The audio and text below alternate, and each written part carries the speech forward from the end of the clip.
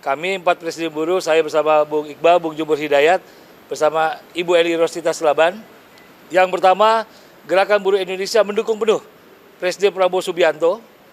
Dan kami menegaskan kami bukan berada di belakang Presiden, kami berada di belakang Presiden. Dan yang pasti kami mendukung demonstrasi yang damai. Tetapi kami tegaskan kami menentang perusuh-perusuh yang mencoba mengganggu stabilitas politik dan ekonomi di Indonesia. Karena itu, Presiden berjanji ruang demokrasi tetap terjaga, dan beliau berjanji yang pertama, RUU perampasan aset segera dibahas, dan juga RUU ketenagakerjaan yang diminta oleh buruh. Beliau minta kepada Ketua DPR untuk langsung segera dibahas oleh partai-partai dan setuju untuk segera dibahas. Yang berikutnya akan disampaikan oleh Bung Iqbal atau Bung Jumur. Silakan. Cukup lah. Bang Jumur. Ayo, Bung Iqbal sebentar. Ya, makasih kawan-kawan media cetak, media online, dan media elektronik. Pada kesempatan pertemuan dengan Presiden Prabowo Subianto, ada beberapa hal yang tadi telah disampaikan oleh Bung Andi Gani, saya akan menambahkan. Pertama, kami mengusulkan dan berpendapat demonstrasi tetap harus diberi ruang. Karena itu hanya satu-satunya cara bagi kelompok bawah, kelompok buruh, kelompok petani, kelompok nelayan, kelompok mahasiswa, dan orang-orang kecil untuk menyampaikan aspirasi ketika lembaga-lembaga formal, tanda petik ya, lambat atau tidak mau mendengar apa yang menjadi aspirasi kelompok bawah. Tentu demonstrasi ini harus konstruktif, konstitusional, anti kekerasan, dan tidak boleh anarkis.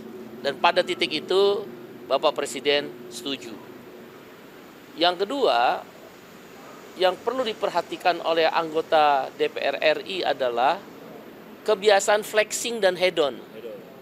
Kebiasaan flexing dan hedon di tengah PHK yang merajalela, ojol yang bolak-balik ke DPR, nggak pernah diperhatikan untuk potongan tarif 10%, ya, kemudian upah buruh yang masih rendah, outsourcing yang masih merajalela, banyak orang yang belum punya rumah, orang miskin masih banyak, pengangguran masih tinggi.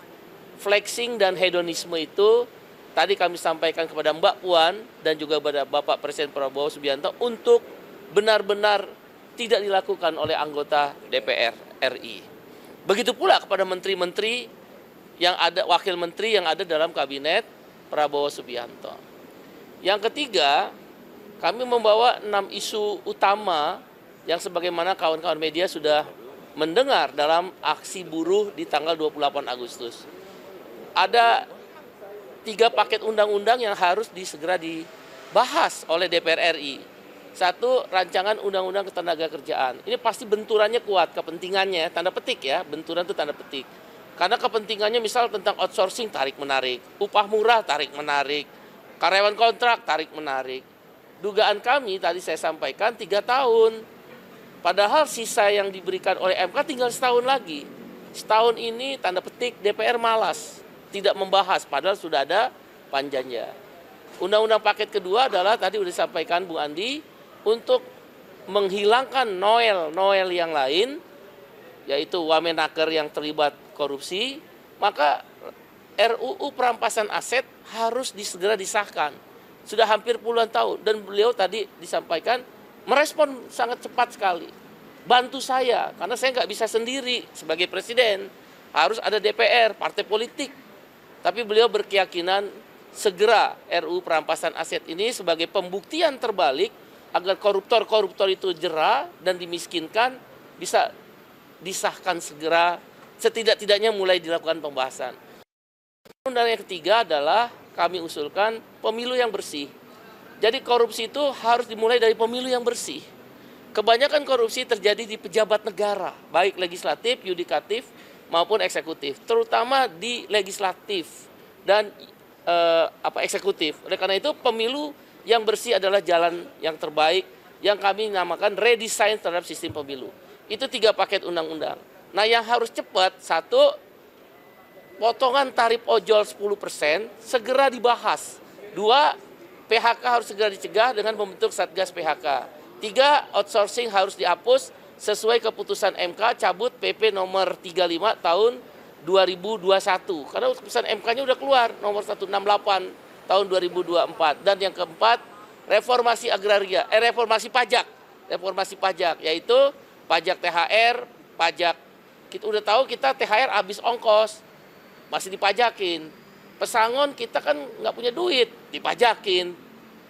Tabungan kita di jam sostek JHT dipajakin. Nah, kami mengusulkan pajak-pajak THR, pajak pesangon, pajak JHT dihapus. Dan PTKP pendapatan tidak kena pajak dinaikkan dari 4,5 juta rupiah per bulan menjadi 7,5 juta rupiah per bulan.